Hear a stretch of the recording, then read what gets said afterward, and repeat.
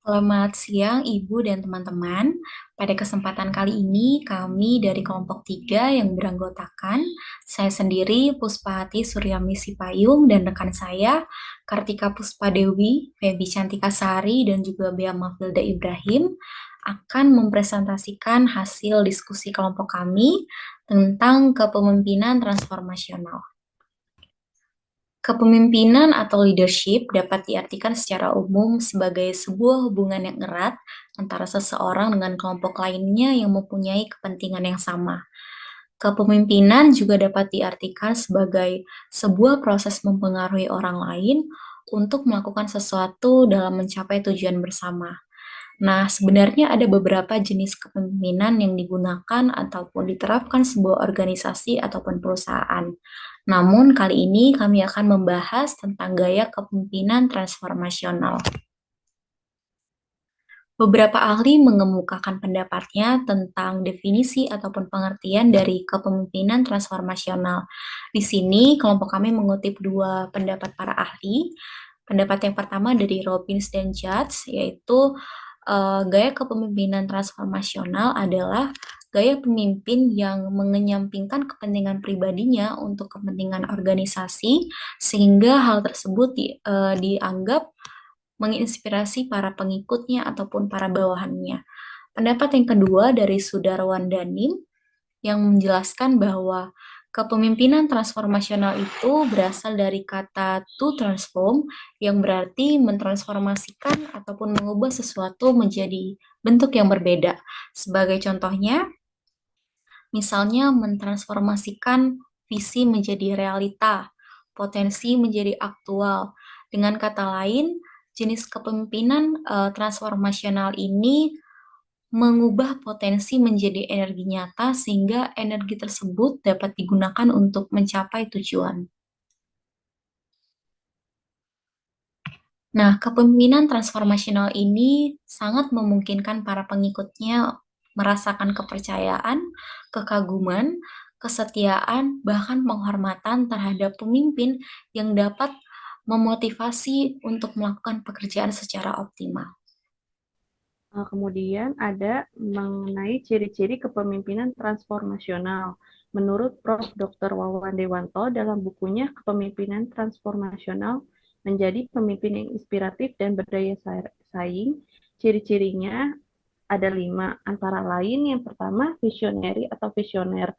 Jadi seorang pemimpin transformasional ini memiliki visi yang jelas.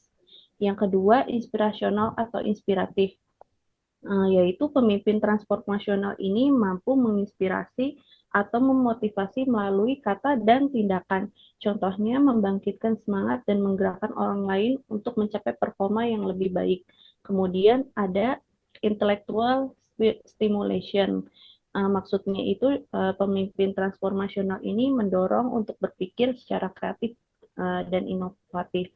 Contoh konkretnya itu membangkitkan pemikiran baru, menantang si pengikutnya itu untuk berpartisipasi aktif dalam memecahkan masalah dan mengembangkan ide baru. Kemudian ada individualist consideration atau pertimbangan individual. Maksudnya ini pemimpin transformasional ini itu peduli terhadap kebutuhan dan keinginan dari individu pengikutnya. Contohnya, memberikan perhatian, mendengarkan, dan membimbing serta mendukung pengikutnya. Dan yang terakhir ada idealized influence atau pengaruh ideal. Maksudnya dari pemimpin transformasional ini menjadi teladan bagi si pengikutnya. Contoh konkretnya itu memiliki integritas yang tinggi, mempraktikkan nilai yang dijunjung tinggi, dan reputasinya baik di mata para pengikutnya. Nah, berikutnya ada keunggulan dan juga kelemahan dari gaya kepemimpinan transformasional. Yang pertama, kita ke keunggulannya dulu. Ada komitmen yang timbul pada karyawan bersifat mengikat emosional. Hal ini karena gaya kepemimpinan ini menyukai keakraban dan juga deep connection. Karyawan akan merasa tidak ada gap antara mereka dan atasan, sehingga hal ini akan membuat komunikasi terjalin dengan lebih baik, sehingga dapat bekerja secara efektif dan juga efisien. Keunggulan yang kedua yaitu mampu memberdayakan potensi para karyawan. Lalu yang ketiga, memotivasi karyawan untuk meningkatkan produktivitas karyawan. Hal ini dikarenakan seorang transformational leader akan menjadi role model bagi para karyawannya. Hal ini juga akan membuat karyawan merasa termotivasi dan berkembang sesuai dengan panutan mereka. Sehingga ini bisa meningkatkan produktivitas karyawan dan memajukan perusahaan di saat yang bersamaan. Keunggulan yang keempat adalah meningkatkan hubungan interpersonal. Selain itu, kelemahan dari gaya kepemimpinan transformasional ini ada 3. Yang pertama, yaitu tidak dapat berjalan optimal pada organisasi yang tidak memiliki struktur.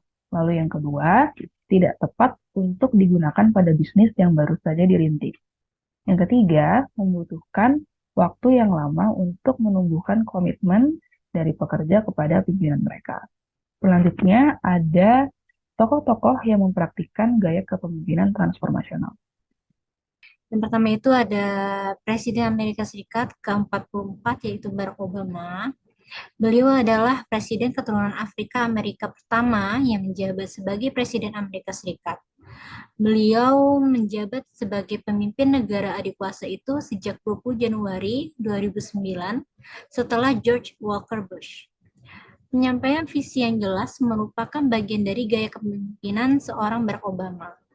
Penyampaian visi yang baik dapat membentuk dan membangun tim yang efektif karena visi pemimpin merupakan visi bersama dan dia mampu mentransfer visinya secara jelas kepada para anggota timnya, termasuk kepada rakyat yang memberikan kepercayaan sebagai pemimpin. Barack Obama percaya bahwa tanpa pendapat pribadi yang bermanfaat bagi masyarakat, orang akan mudah terombang-ambing oleh kritik dari individu lain. Jika mereka tidak melatih diri mereka untuk memiliki pendapat yang jelas, mereka akan menghabiskan banyak waktu untuk mengubah rencana mereka dan tidak menjadi pemimpin yang hebat. Selanjutnya ada Mahatma Gandhi. Beliau merupakan sosok pemimpin transformasional yang mengajar dan membimbing para pengikutnya agar juga bisa menjadi pemimpin-pemimpin unggul yang mampu memainkan peranan aktif untuk mendukung gerakan perubahan di negaranya, yaitu India.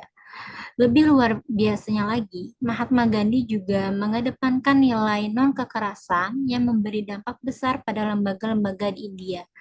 Setiap pengikutnya juga dibimbing untuk terlibat aktif dalam mencapai tujuan dan menuntun mereka ke tingkat moral yang lebih tinggi lagi. Hasilnya, para pengikut Mahatma Gandhi memiliki visi dan semangat yang sama dengan pemimpinnya. Yang ketiga ada presiden kita, Presiden Indonesia yang ketiga yaitu B.J. Habibie atau Baharudin Yusuf Habibie. Hal ini tampak dari ketika menjadi orang nomor 1 di Indonesia, beliau tidak berusaha untuk mempertahankan kekuasaannya, tetapi fokus dalam memberi perubahan kepada bangsa Indonesia, khususnya untuk menjadi demokrasi dan memiliki kebebasan. Dan meskipun masa jabatan beliau berlangsung tidak lama, namun kebijakan-kebijakan yang telah ia buat menjadi tertular kepada banyak pemimpin lainnya, sehingga Indonesia saat ini menjadi negara yang demokratis. Yang keempat ada Ignatius Jonan. Beliau sempat memimpin PT Kereta Api Indonesia atau PT KAI, juga merupakan contoh pemimpin transformasional. Kepemimpinannya berhasil mentransformasi PT KAI dengan melakukan pembenahan di sisi internal, yaitu dengan mengubah mindset karyawan dari product oriented menjadi customer oriented. Dan yang terakhir ada Ibu Susi Pujiastuti, Menteri Kelautan sebelumnya. Beliau juga cenderung menggunakan gaya kepemimpinan transformasional. Dalam memimpin, Ibu Susi dikenal sebagai orang mempunyai sifat yang tegas dan memiliki jiwa yang maskulin, serta menerapkan cara-cara baru untuk menyelesaikan segala permasalahan yang ada, seperti pada kasus illegal fishing. Ia menggunakan cara penenggelaman kapal. Namun, Sebelum kapal tersebut ditenggelamkan, untuk mencegah pencemaran laut, kapal-kapal yang akan ditenggelamkan dibersihkan terlebih dahulu, dan mesin serta bahan bakarnya dipisahkan. Kebijakan serta program yang dibuat oleh Ibu Susi dinilai efektif dan bukan hanya gertakan semata. Selain memberikan efek jera bagi pelaku, hal itu juga membuat masyarakat dunia patuh dengan aturan yang telah ditetapkan oleh Ibu Susi di bidang kelautan dan perikanan, seperti pengeboman kapal asing yang mencuri ikan di perairan Indonesia. Kebijakan ini juga dinilai menguntungkan Indonesia, khususnya para nelayan, karena pada tahun 2014 pertumbuhan perikanan Indonesia meningkat 8,7%. Sekian, terima kasih.